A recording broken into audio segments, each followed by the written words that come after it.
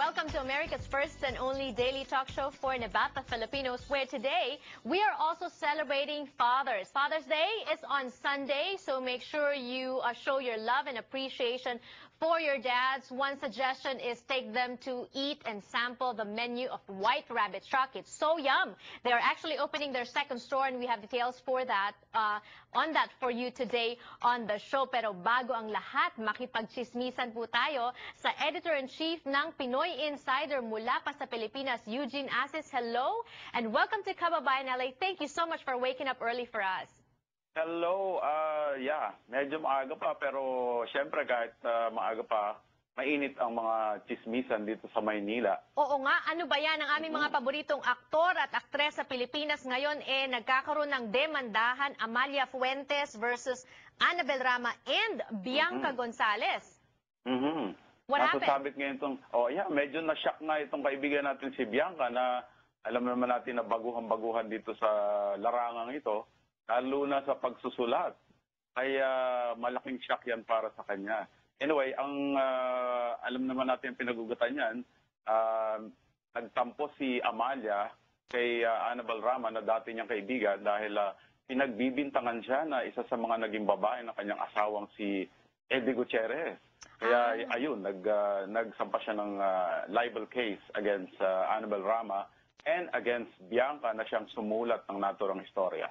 Okay, naku, nakakatakot namang magsulat ngayon dyan sa Pilipinas. Itong si Bianca, alam naman natin, common practice among journalists, you always get both sides. So bakit nagdedemanda tong si Amalia kay Bianca? Hindi ba kinuha ni Bianca yung side ni Amalia? Correct. Yeah, tama ka dyan. Hindi nga nakuha ni Bianca yung side ni Amalia. Yun ang dahilan kung bakit siya nagdemanda. Patay. Ang sinabi naman ni Bianca, kinuha lang niya yung story na yun direct from Annabel na alam mo yun, quoted lang si Amalia at si Annabel. I know you're also a journalist, you're editor-in-chief of Pinoy Insider, the only newspaper or magazine here in the US that talks about Philippine show business, purely Philippine show business. Paano ba yun pag ganun, Eugene? Pag kinote mo lang, are you still responsible for that?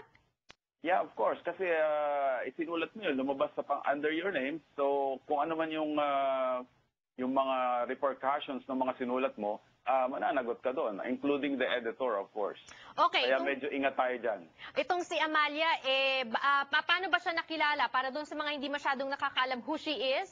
Can you tell? Oo nga pala, dahil yung mga kabataan ngayon, medyo hindi nakilala si Amalia Fuentes. Pero kung matatandaan, ng mga magulang natin, siya ay isang movie queen noong 1960s hanggang siguro 70s, early 70s, nandyan pa siya. Sikat na sikat siya noon. At sikat din yung mga anak niya, tama? Or isang... Yeah. Pero hindi sumikat na katulad niya. Oh, okay. Alright.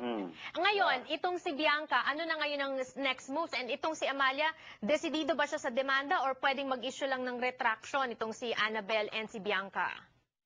Well, I think si Amalia is bent on really suing Annabel. Siguro yung sa part ni Bianca, dahil medyo alam naman natin na baguhan lang nga ito sa larangan, humingi na siya ng apology actually kahapon at hinihintay lang niya yung sagot ni Amalia. Pero yun nga, palagay ko patatawarin na lang itong batang ito. Queen of the movies, Amalia Fuentes. From the Queen, let's talk about the king of Philippine comedy, a father to many also, itong si Dolphy. Ano ba talaga ang kalagayan ni Manong Dolphy ngayon? Yeah, medyo nakakalungkot nga dahil nung Sabado nga ay dinala sa Makati Medical Center itong si Mang Dolphy dahil nga sa kanyang kalagayan medyo lumala. Kaya sinugod nila sa ospital. Sa kabila ng mga pagtanggi noon ng kanyang live-in partner na si Jaja Padilla na malala na nga ang kalagayan ng komedyante. Okay, so what happened? Ano ba ang sakit ni Dolphy? And he's syempre hindi na tayo bumabata. How old is he? 84. Okay. 84. Okay. And anong sakit daw? Anong tunay na karamdaman? So, hindi. Katulad nga ng mga dati pa niya, sakit yung mga emphysema, yung hika niya medyo malala na. At siyempre sa katandaan na rin siguro, kaya naman hindi na makaya ng kanyang ng sistema ng kanyang katawan. All right, we're also going to be... Go ahead. Actually, right now, naka-respirator ngayon si Mang Dolphy. Ayan, ako, thank you so much for giving us the news and we're gonna pray for the recovery of Dolphy. Alam mo, bumisita yan si Dolphy dito sa studio ng Kababayan LA when he was here not too long ago. Pero we're gonna pray for him, of course. But one final story, Vilma at Nora, magsasama sa pelikula? Oo, sigurado. May mga tagahanga pa yung dalawa na yan na nag-aasam na muling magkasama ang dalawa. Pagkatapos ng pagsasama nila noong 1970s doon sa T-Bird at ako, medyo nahihirapan ng director na si Brillante Mendoza, yung first Filipino director na naging best director sa Cannes Film Festival, na pagsamahin ng dalawa. Pero mayroon na siyang storyline, although alam ng lahat dito si Brillante hindi gumagawa ng pelikula na may script. Si Vilma, hindi pwede sa kanya yung walang script. So, medyo mahihirapan siya sa punto na yon. So, kailangan mag-compromise. We're gonna keep our fingers crossed dahil ang mga Vilmanians at mga Noranians, buhay na buhay pa rin. For sure, we're gonna be closely following the development of that story. Thank you so much to you, Eugene, at sana makausap ka naman namin ulit next week na naman sa Pinoy Insider. Yeah, thank you very much, Janelle. At na-miss ko na yung mga kaibigan natin dyan sa LA. Alright, more power to you, Eugene, and the rest of Pinoy Insider. Naghahatid po sa atin ng mga balitang, mga chismis tungkol sa ating mga paboritong artista mula sa Pilipinas. When we return on the show, we're gonna meet a Kababayan Pride on one of America's hit reality TV shows. Don't go away.